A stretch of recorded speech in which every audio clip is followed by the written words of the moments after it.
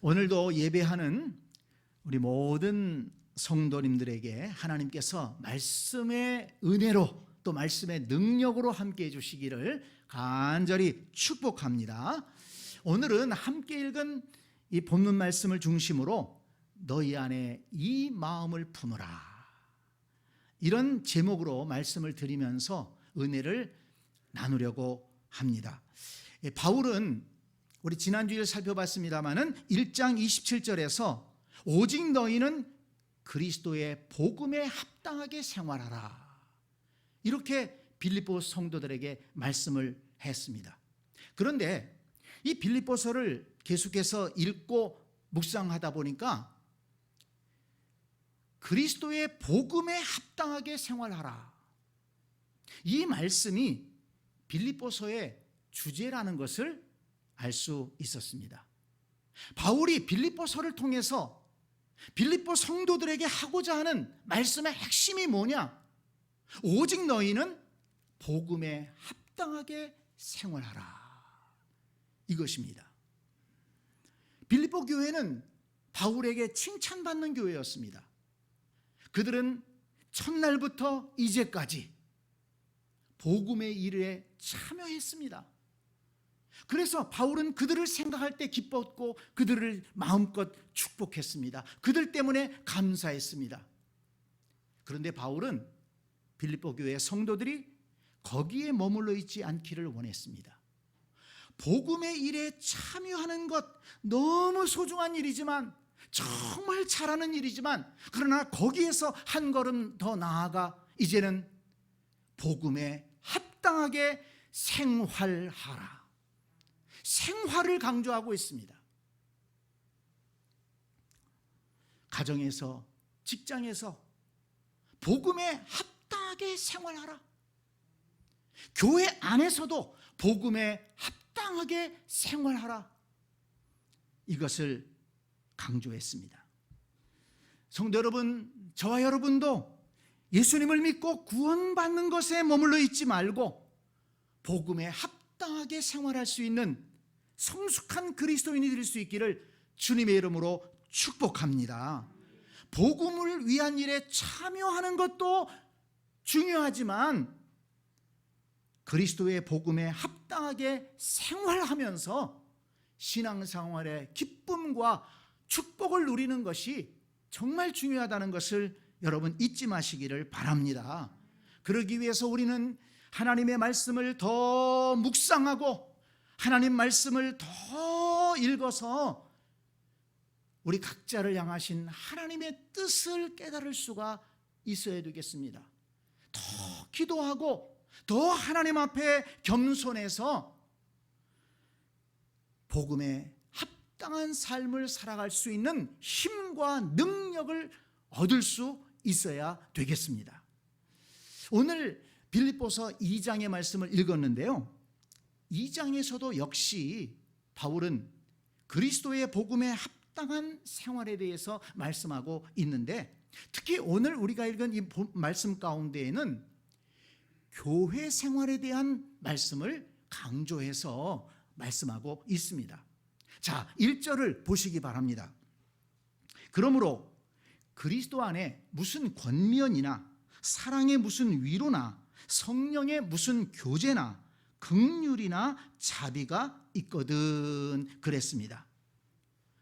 바울은 빌립보 교회 안에 권면과 위로와 교제와 긍휼과 자비가 있다는 것을 말씀합니다. 성도 여러분, 빌립보 교회 안에 있었던 이 5가지를 꼭 기억하시기 바랍니다. 그리스도 안에서 권면과 위로와 교제와 긍휼과 자비, 이것이 빌립보 교회 안에 있었습니다. 여러분, 초대교회부터 교회는 이 5가지를 가지고 신앙생활을 하면서 하나님의 은혜와 축복을 누릴 수 있었습니다. 연약한 성도들을 권면해서 믿음에 굳게 세우는 것이 교회가 해야 될 일이고 또 그런 일들이 교회 안에 풍성하게 있어야 합니다. 고난받는 성도들과 함께하며 사랑으로 위로하는 것이 교회에 있어야 합니다. 성도들 간의 기쁨으로 교제하면서 신앙생활의 축복을 누리는 것이 바로 복된 신앙생활 아니겠습니까? 병으로 고생하거나 어려운 형편에 있는 사람들을 긍휼히 여기면서 기도와 물질로 돕는 것이 교회가 해야 될 일입니다. 또는 실수하거나 잘못한 성도가 있더라도 자비를 베풀어서 용납하고 용서하는 것이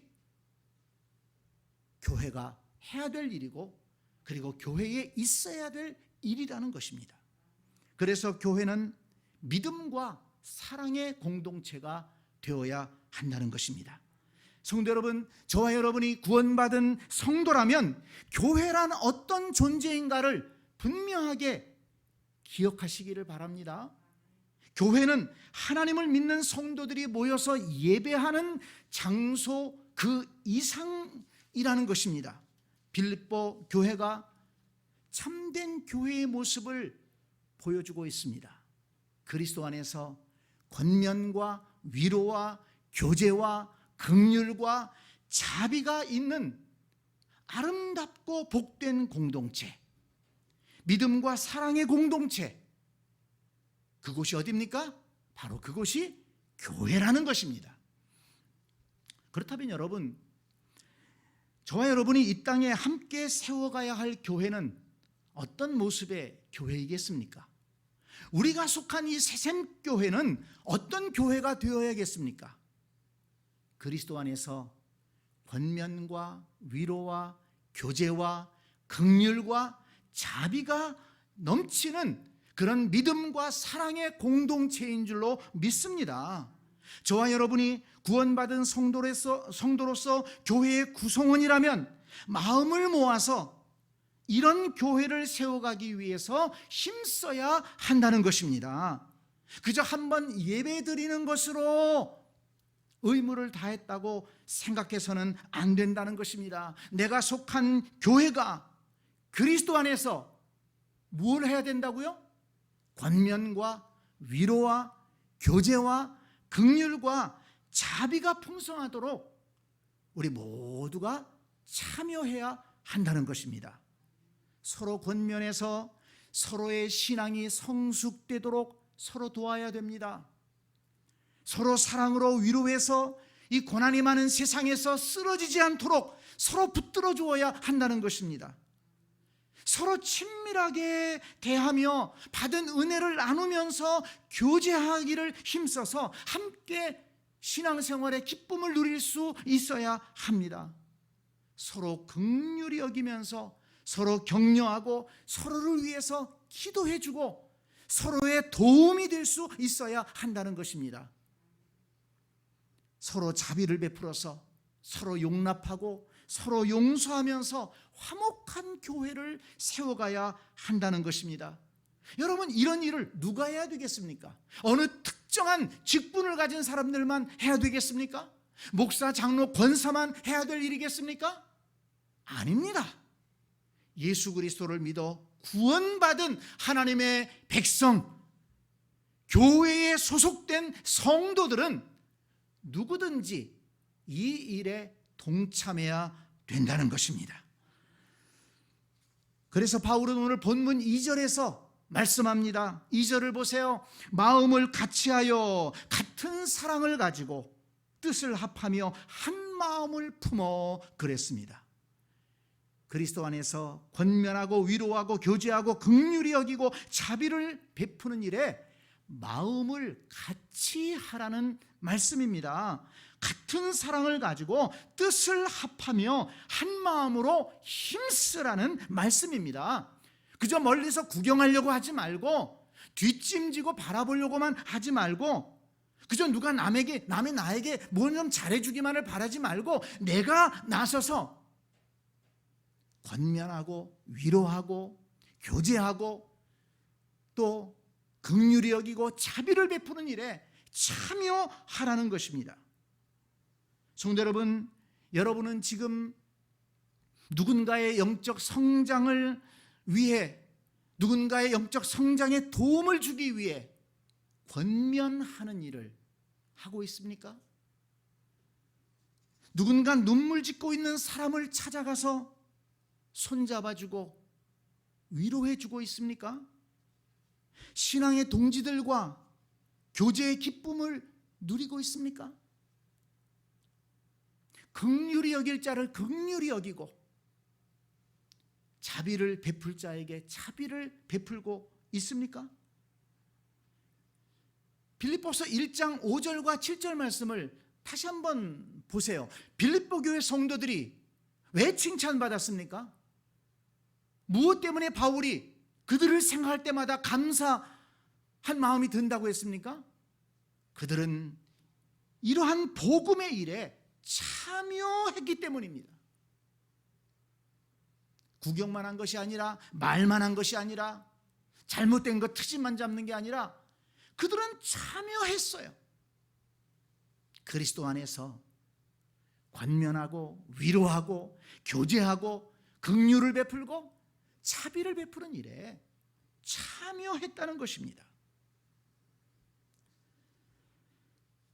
그것이 복음에 합당한 생활이기 때문입니다. 저와 여러분이 마음을 같이하여 같은 사랑을 가지고 뜻을 합하며 한 마음을 품어 그리스도 안에서 권면과 위로와 교제와 긍휼과 자비가 풍성한 교회를 세워가면서 동시에 신앙생활의 기쁨과 복을 누리는 우리 모든 새샘 가족들이 될 수 있기를 간절히 축복합니다. 그런데 3절 4절 말씀을 보면 바울에게 조금 염려되는 그런 마음이 있었던 것 같습니다. 빌립보 교회 성도들에게는 교회가 가지고 있어야 할 이 5가지 신앙의 덕목이 있었다고 했습니다.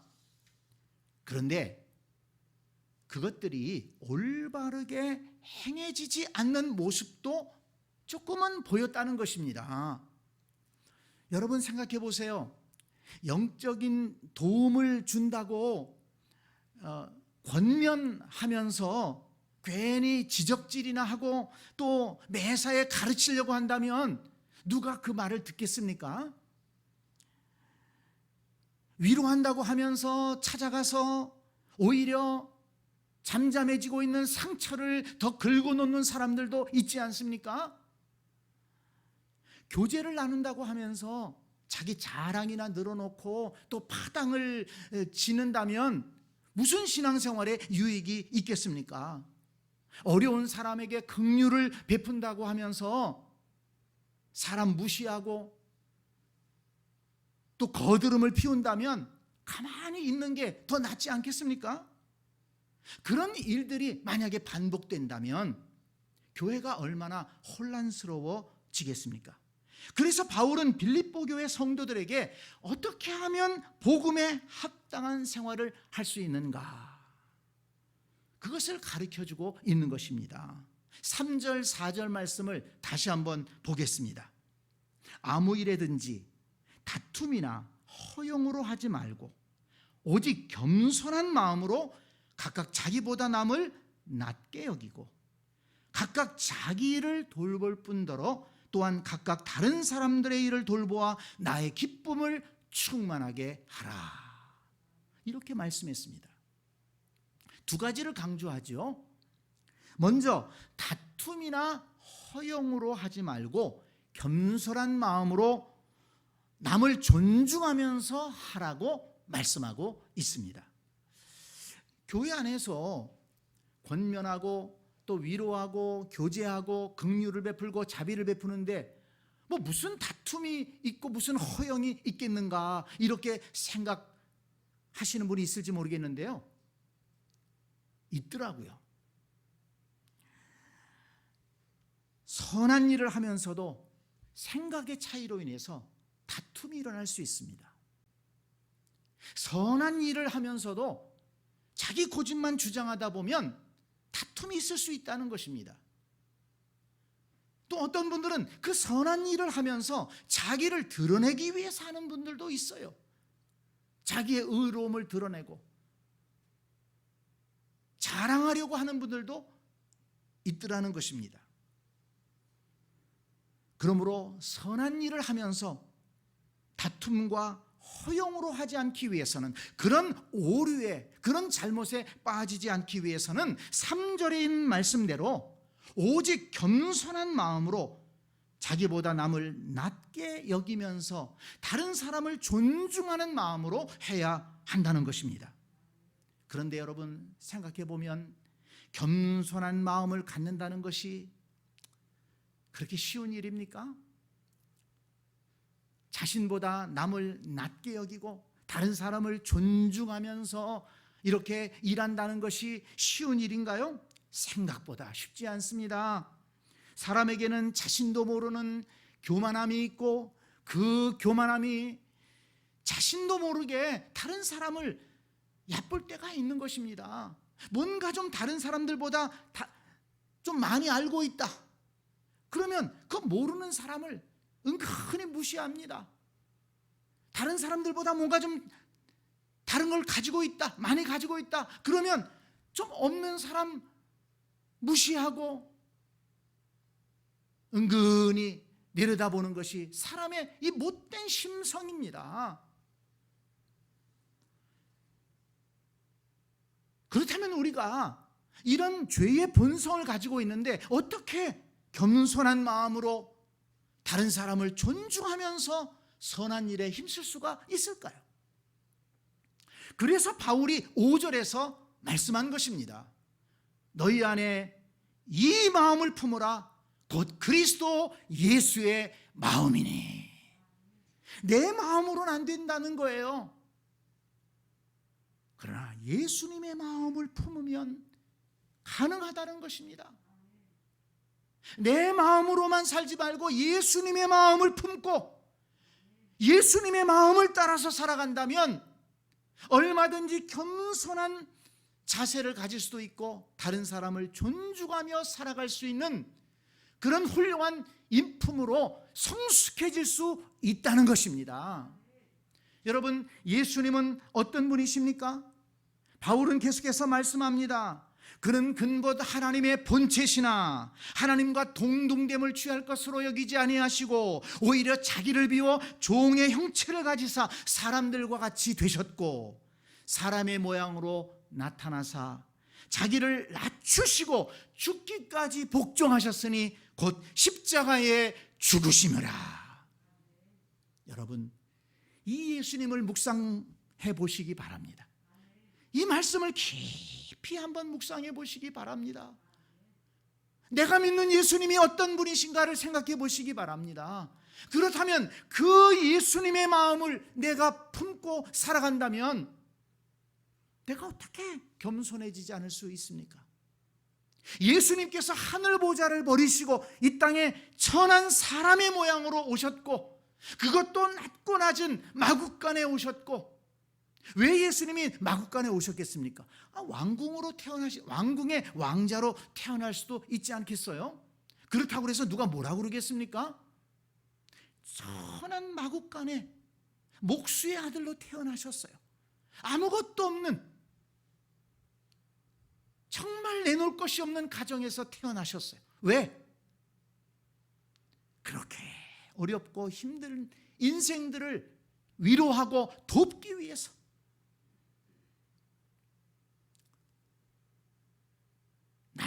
낮아지신 분이 예수님이십니다.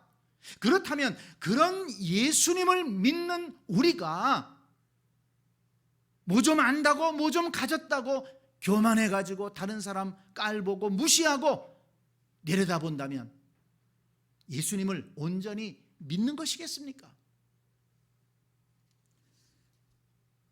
예수님을 생각하면, 예수님이 어떤 분인가를 생각하면, 내가 믿는, 내가 주님이라고 고백하는 그 예수님을 묵상한다면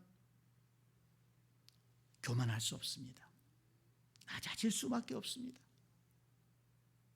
다른 사람 존중할 수밖에 없습니다. 너희 안에 이 마음을 품으라. 곧 그리스도 예수의 마음이니. 예수님의 마음을 품으면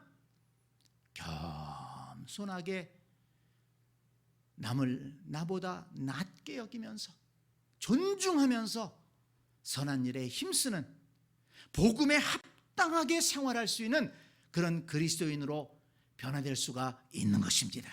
우리 모두가 그런 성도가 될 수 있기를 바랍니다. 또 하나 바울이 강조하는 것은 4절에 나옵니다. 4절을 다시 한번 보세요. 각각 자기 일을 돌볼 뿐더러 또한 각각 다른 사람들의 일을 돌보아 나의 기쁨을 충만하게 하라. 그렇습니다. 사람은 자기 일을 잘 돌볼 수 있어야 됩니다. 바울은 먼저 그걸 강조해요. 자기 일을 잘 돌봐야 된다. 자기 일을 돌볼 줄 모르면 남에게 짐이 되는 사람이 됩니다. 자기 일을 돌본다는 것은 신앙적인 면에서나 또는 경제적인 면에서 자립하는 것을 의미한다고 할 수가 있습니다. 신앙적으로 자립하지 못하면 평생 다른 사람 손에 끌려서 신앙생활하고 교회를 다니게 됩니다. 그러면 신앙생활의 기쁨을 누리지를 못해요. 경제적으로 자립하지 못하면 평생을 구차하게 살 수밖에 없고 다른 사람 신세를 질 수밖에 없지 않습니까? 그러므로 우리는 자기 일을 잘 돌보기 위해서 하나님의 은혜를 구해야 됩니다. 하나님의 도우심을 구해야 됩니다. 그러면서 부지런히 일해서 내 삶을 책임지는, 또 우리 가정을 책임지는 그런 성도들이 되어야 될 것입니다.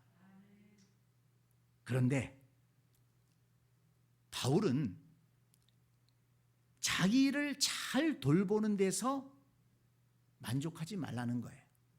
거기서 더 한 걸음 더 나아가 자기 일을 돌볼 뿐더러 다른 사람들의 일을 돌보는 삶을 살아가야 한다. 이것이 복음에 합당한 삶이라는 것입니다. 신앙을 자립해서 자기 신앙을 책임져야죠. 평생 자기 신앙도 책임지지 못해서 끌려다니면 되겠습니까? 그런데 자기 신앙을 책임질 뿐만 아니라 다른 사람의 신앙도 돌볼 수 있어야 된다는 겁니다. 초신자들, 믿음이 연약한 신자들 돌보는 데까지 나아가야 된다는 것입니다. 열심히 일해서 소득을 얻어서 내 삶도 책임지지만 그러나 연약한 성도들, 어려움에 처한 성도들, 그런 이웃들을 도울 수 있어야 한다는 것입니다. 그런 마음으로 살아가는 것이 그리스도의 복음에 합당한 삶이라는 것을 말씀하고 있는 것입니다. 우리가 그런 마음을 가질 때 내가 내 생활만 책임지는 것이 아니라, 내 신앙만 책임지는 것이 아니라 다른 사람들의 신앙도 돌보며 살아갔으면 좋겠다. 다른 사람들을 도우며 살아갔으면 좋겠다. 이런 마음으로 살아갈 때 우리는 신앙생활하면서 권면과 위로와 교제와 긍휼과 자비를 베푸는 이런 신앙생활을 할 수가 있다는 것입니다. 그러나 여러분, 이것도 쉬운 일이 아닙니다. 자신이 가진 것을 나눔으로 다른 사람의 일을 돌본다는 것은 참 어려운 일입니다. 참 내 문제를 위해서 기도할 시간도 적은데 다른 사람을 위해서 기도하는 것, 그렇게 쉽지 않습니다. 다른 사람의 영적 성장을 위해서 수고하는 것, 그거 보통 일이 아닙니다. 사람은 이기적인 죄의 본성을 가지고 있기 때문입니다. 생각해 보세요. 짐승은요, 아무리 힘들게 사냥을 했어도 먹고 배부르면 그거 나머지는 놔둡니다. 다른 짐승이 와서 먹어도 신경 안 씁니다. 근데 사람은요, 내가 먹고 배부르면 남은 것 창고에 쌓아둡니다. 이 짐승들에게는 빈부의 차이라는 게 없어요. 그런데 사람에게는 점점 더 빈부의 차가 커가고 있지 않습니까? 이기적인 욕심이 사람의 마음을 지배하기 때문입니다. 그런데 바울은 그런 인생들을 향해서 말씀합니다. 각각 자기 일을 돌볼 뿐더러 또한 각각 다른 사람들의 일을 돌보아 나의 기쁨을 충만하게 하라. 그것이 바울의 기쁨이요, 그것이 주님의 기쁨이 된다는 것입니다. 자기만을 돌보는 사람이 아니라 다른 사람들을 돌볼 줄 아는 그런 삶을 살아가야 된다. 그러면 이렇게 인간의 이기적 본성을 거스르면서 살아갈 수 있는 방법이 무엇일까요? 어떻게 하면 그런 삶을 살아갈 수가 있습니까? 그래서 바울은 말씀하는 겁니다. 너희 안에 이 마음을 품으라. 곧 그리스도 예수의 마음이니. 예수님의 마음을 품으면 가능하다는 것입니다. 예수님의 마음을 품고 살아가려고 힘쓰면 내 속에 이기적인 마음이 있지만 그거를 누르고 나눔의 삶으로 변화될 수 있다는 것입니다. 예수님은 우리를 살리기 위해서 자신의 생명까지 내주셨습니다. 만약 예수님께서 자기 일만을 생각하셨다면 이 땅에 오실 이유가 없지요. 이 땅에 안 오셨을 거예요. 예수님이 자기 일만을 생각하셨다면 그렇게 고난받으시고 십자가에 달려 죽으실 이유가 뭐가 있겠습니까? 그는 근본 하나님의 본체시나 하나님과 동등됨을 취할 것으로 여기지 아니하시고 오히려 자기를 비워 종의 형체를 가지사 사람들과 같이 되셨고 사람의 모양으로 나타나사 자기를 낮추시고 죽기까지 복종하셨으니 그 십자가에 죽으심이라. 자기 일을 돌볼 뿐더러 다른 사람의 일을 돌보기 위해 온 인류의 구원을 위해서 예수님은 사람의 모양으로 이 땅에 오셨고 자기 자신의 생명을 내어주어서 속죄의 길을 열어주셨고 구원의 길을 열어주셨습니다. 여러분, 이 예수님을 우리는 믿고 있는 것입니다. 이 예수님을 생각한다면, 이 예수님을 묵상한다면, 이 예수님을 마음에 모시고 살아간다면 인간의 본성이 아무리 이기적이고 죄에 이끌리며 살아가는 연약한 본성이라고 할지라도 우리는 예수 그리스도로 말미암아 예수 그리스도의 인도함을 받기 때문에 예수 그리스도가 우리 안에 있기 때문에 우리는 얼마든지 나눔의 삶을 살아갈 수 있고 다른 사람들을 돌보며 살아갈 수가 있고 위로하며 살아갈 수가 있고 사랑을 베풀며 살아갈 수가 있다는 것입니다. 그렇습니다. 예수님의 마음을 품으면 얼마든지 복음에 합당한 삶을 살아갈 수 있는 줄 믿습니다. 그리스도 안에서 권면과 사랑과 위로와 교제와 긍휼과 자비를 베풀며 교회다운 교회를 세워갈 수가 있고 또한 우리 자신이 기쁨으로 복되게 신앙생활을 할 수가 있는 것입니다. 너희 안에 이 마음을 품으라. 곧 그리스도 예수의 마음이니. 오늘부터 주님 날아가는 그날까지 내 마음으로만 살지 말고 이 알량한 마음, 이 이기적인 마음, 이 좁아터진 이 마음으로만 살지 말고 예수님의 마음으로 살아갈 수 있기를 원합니다. 예수님의 마음을 품고 살아가면서 복음에 합당한 삶,